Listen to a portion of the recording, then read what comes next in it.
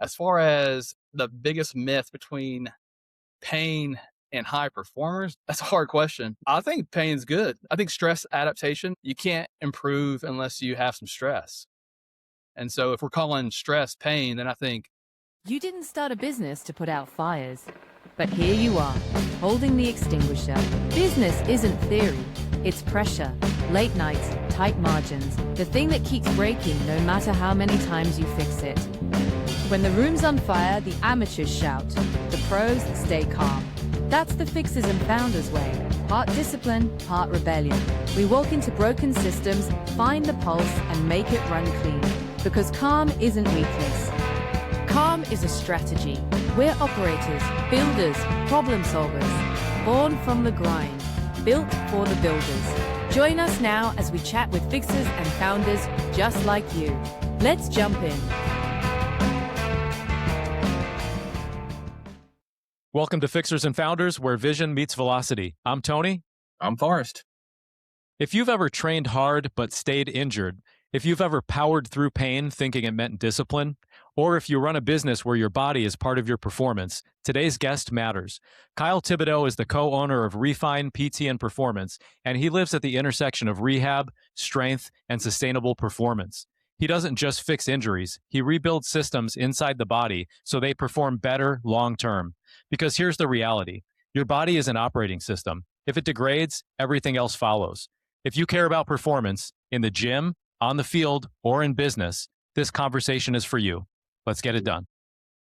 All right, Kyle, glad to have you here, my friend. yeah, excited to be here. Let's I've listened to all the podcasts so far, so I'm excited to listen to not listen to mine. I'm excited to continue to listen to the podcast, but maybe mine, maybe not. Well, you are Appreciate probably that. the biggest fan at this point if you listen to all of them, so you're doing great. I'm a fan of Forrest. Well, what's the biggest myth high performers believe about pain and pushing through it in the physical therapy world? Goodness, great Right out of question. the gate, we're going to start with a hard one. Gosh, you are really combining my worlds here. I want to talk about just the physical therapy world first. Okay. So a lot of people will say no pain, no gain. Everyone's heard that. There is some truth to that, but sometimes it's counterproductive. In the physical therapy world, with certain conditions like a tendon, whenever you want to get a tendon better, you have to load the tendon and put some force through it. And so some pain is okay. But if you overdo it or underdo it, you're kind of missing the boat. But the research shows that you actually do want some pain. So in that sense, no pain, no gain can be effective. But then you load other tissues, like some types of fractures or something else that may not need to be loaded. No pain, no gain is not the go-to. So it's very dependent on the tissue that is injured on the no pain, no gain side of things. As far as the biggest myth between pain and high performers, good gosh, that's a hard question. But yeah, I think pain's good. I think stress adaptation, that's what I talk about all the time in PT. You can't improve unless you have some stress.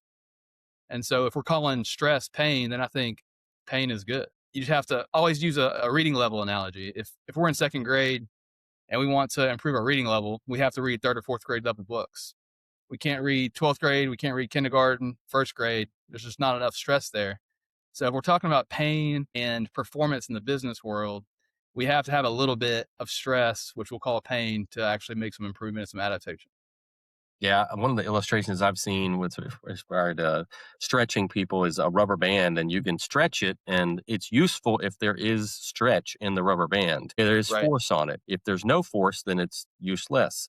But if you stretch it too far That's and it right. breaks, then it's useless as well. So there's that middle ground of pain that sounds like that's where it is. That's right. I use that for the work-life balance conversation. Yes, The rubber band.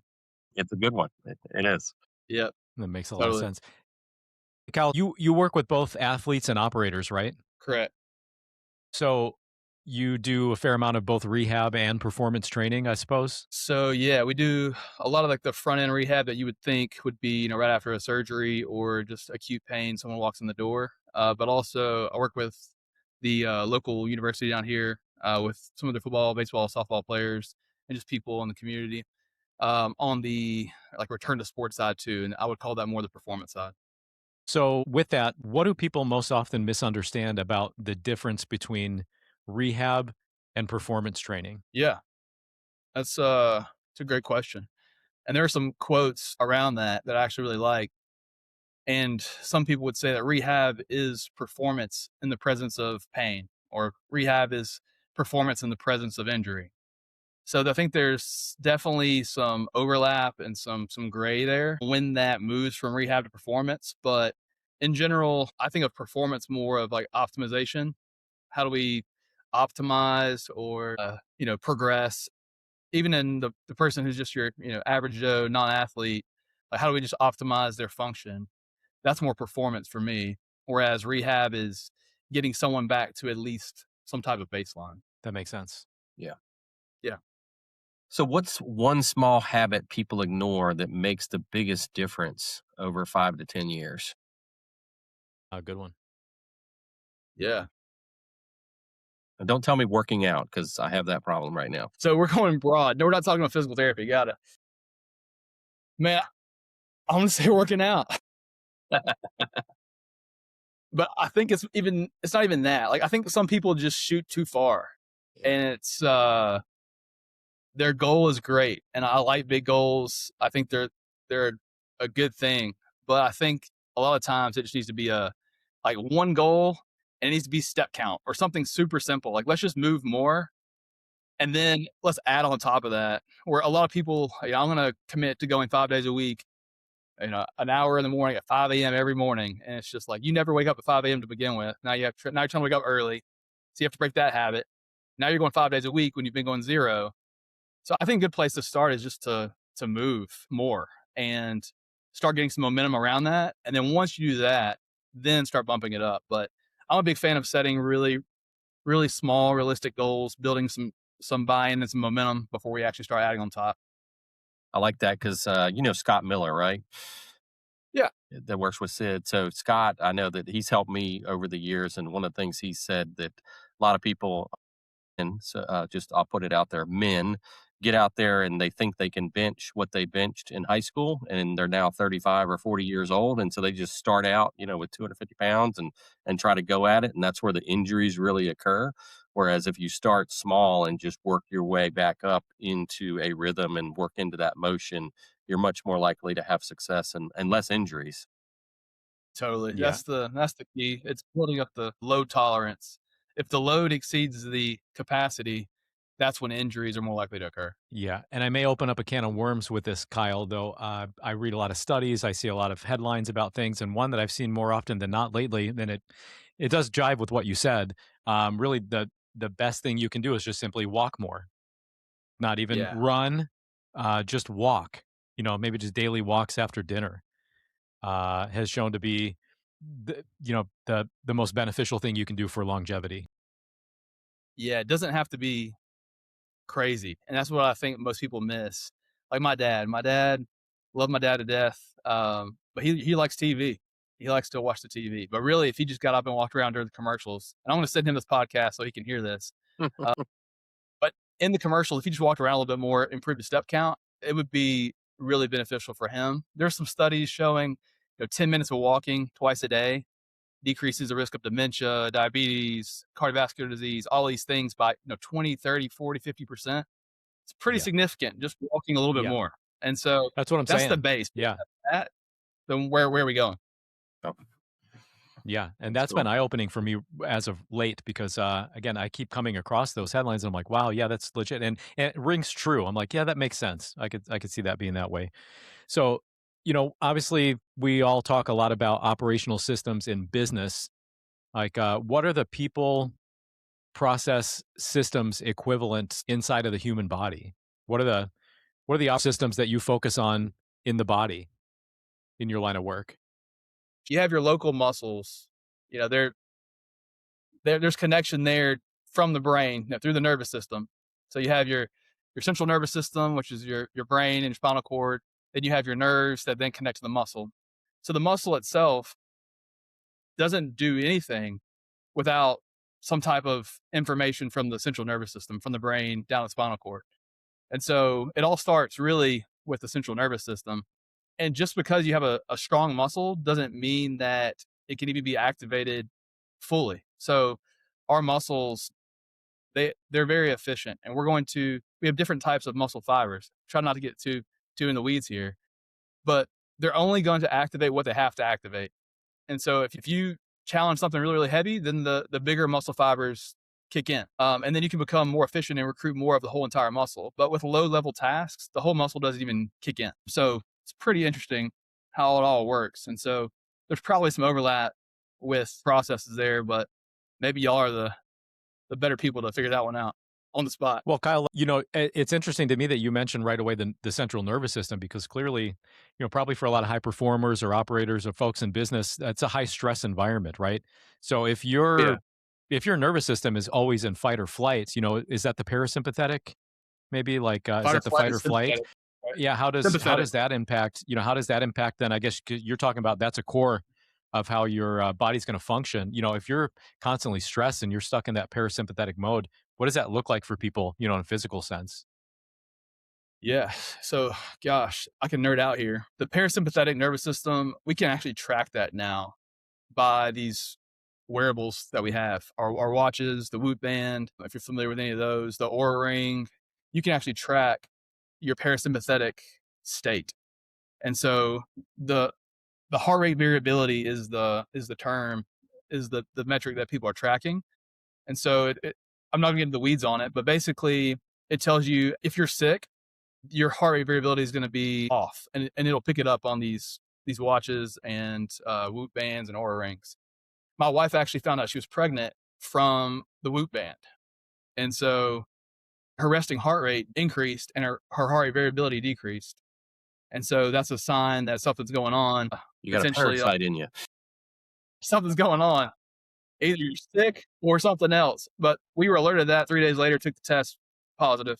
So we can track a lot of our natural state of balance, so to speak. Are we in the sympathetic or more parasympathetic dominance category from a lot of these tracking systems now, which I think's really, really cool. And honestly, I mean, if I had to guess, a lot of business owners are stressed and probably not sleeping as much. And so their heart rate variability is probably off. And it would be something you could actually track from a watch or a ring or a band. That's well. Yeah, that's a good answer. I mean, there's the definite systems, and now we've got some KPIs, and we got our scorecard. So good deal. Yeah, that's right. That's it. So, how do you help someone differentiate between productive discomfort versus damaging strain? So, we were talking earlier about, sometimes certain tendons and things need to have discomfort, need to have pain to have progress. But how do you help someone differentiate between, discomfort that's productive versus damaging strain? Yeah. So I pretty much use the tendon research for all of my frameworks for making progress in the PT space. So I call it my 3 tiers for progression. The first one is some pain is okay as long as it's acceptable. As long as, you could say no more than a 5 out of 10 on the pain scale. But some people just lock into the pain scale and it's really hard to get them out of it. And sometimes it can be harmful. So I usually just say some pain is okay as long as you would say that it's acceptable. What that really means to me is tier number 2, I don't want it to be increased past 24 hours. So if your symptoms are increased past 24 hours from what you did, we probably overloaded it to some degree. And then tier number 3 is as long as we're making progress on a weekly or biweekly timeline. So if we look back 2 weeks ago and say, hey, we're making progress, I'd say, hey, the amount of pain you're experiencing during the exercise and the amount of pain that lingered past 24 hours or however long it lingered was acceptable and correct because we're still making progress. If we're not making progress weekly, biweekly, then we need to go back and change variable 1 and variable 2, have less pain during the exercise or potentially more, but probably less. Or maybe we don't need symptoms to linger past 12 hours or 6 hours or 3 hours, something of the sort. But if we get variable 1 and variable 2 right, usually we're going to see some type of progress on the other third tier. Like how that relates to like a scorecard to look at the pain and the progression and that metric to know if we're making progress or not. Yeah. That's pretty cool. It's all about the trend. Yeah, All about the trend. there you go. Yep. Well, Kyle, You're a co-founder, right? Right.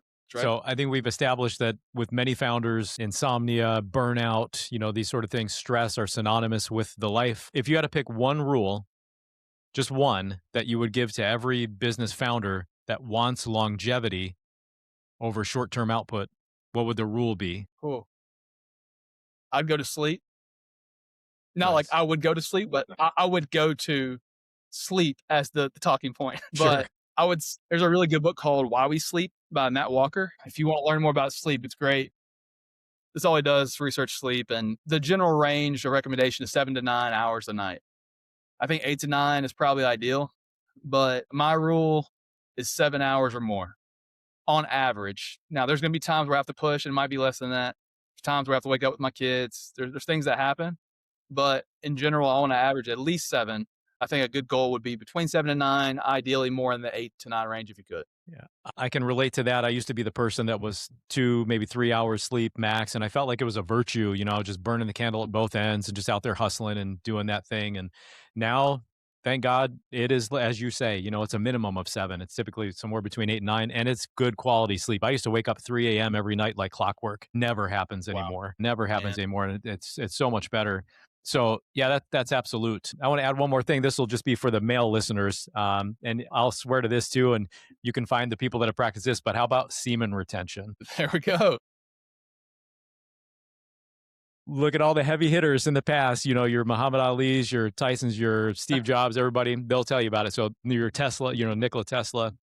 That's something else too. And until you experience it for yourself, I had the grace to go like 1 year one time when a single man, 1 year, and I never felt better in my entire life. I mean, I felt like I transported myself back 20 years. Just incredible, incredible results. Oh yeah. Now and they kind of go hand in hand. It's all basically about that testosterone in a way, right? Whether it's the sleep, and again, mostly for men, but whether it's that sleep and then the benefits you get from retaining that essence, right? It's incredible. Yeah. Yeah. I mean, there's so many things, but yeah, sleep is definitely the foundation. I think sleep would be the foundation for most of longevity things. I think so many people spend their time on the 5 or 1% when they're missing the boat on the hardest things to do, but the most impactful. Agree. Well, didn't mean to rock the boat there, fellas. You can Appreciate rock your that, own Tony. podcast how you want. All right. What's something you used to believe about strength or rehab that you no longer believe? A myth or just something that you held that you thought was true, but now it's not after you've spent more time? Yeah. Y'all are great question askers. I've definitely changed a lot as I've gone. I think what I've changed the most working with people, it just doesn't have to, I'm so simple. Meat and potatoes, do the thing that works. And so the thing that I was wrong on, I think was doing too many things versus doing the things that I know are going to give us the result and just being somewhat monotonous. System. And yeah, and then you can, again, just like a scorecard, you can track it, right? If you change an exercise up every time, you don't know where you're at. Like, hey, I felt this way 2 weeks ago. Now I'm doing, all these other things. I have no idea how that would feel, and I haven't retested it. You have to test and retest. And so if you're testing and retesting every week, so to speak, then you know where you're at. You can see progress. There's more buy-in, more trust, and you actually know you're moving in the right direction. So I think early on, I was just more so like excited to get out there and do all the cool stuff. For now, I'm okay with not being cool and just being really effective. Love it. Yeah, respect that. Again, appreciate you joining us today, Kyle. Should folks need some PT or some integration, how do they best reach out to you? Yeah, so email would probably be best. It's kyle@refineptp.com. Feel free to reach out wherever you're at. If you're listening, I have some connections throughout the states, especially the Southeast, and would love to connect you to the right person if I have someone in that area or if I can help however. I'd love to do so. Excellent. So one of these people walked into your clinic tomorrow and they said, I just want to feel good again. Kyle, what's the first thing you'd look at about them and their lives? Yeah. So we spend an hour with every patient one-on-one. So we dive pretty deep. And so I'm asking all the questions to really understand what that means for them. Again, like there's so many different perceptions and beliefs around health and all these things. And we really got to figure out the actual issue first. And so it's a great question. But if they just want to feel good again, oftentimes that's going to be just going back to the foundational stuff. Like, again, physical therapy, you can think of, as pain or getting back from an injury, but a lot of times we have to start with the foundation of sleep and nutrition and physical activity, and then go into exercise as more of a top tier type thing. And that's really what we do. But if we neglect the sleep, the nutrition, physical activity, we're missing the boat. So we're going to chat about that a lot. Yeah. To know. Well, that was Kyle Thibodeaux reminding us that performance isn't just intensity, it's also structure. Whether it's a business or a body, systems break when ignored and thrive when trained with intention. If you want to scale your life without burning it down physically, rewind this one. I'm Forrest. I'm Tony. And this was Fixers and Founders. Oh, my darlings, look at you. Still here with me till the end. That's how I know you're one of us. The fixers, the founders, the ones who build in the chaos and still manage to laugh through it. Drop a comment, share your sparks, and connect with each other. This is where the net weaving begins. Like, share, and subscribe to keep the fire blowing. Until next time.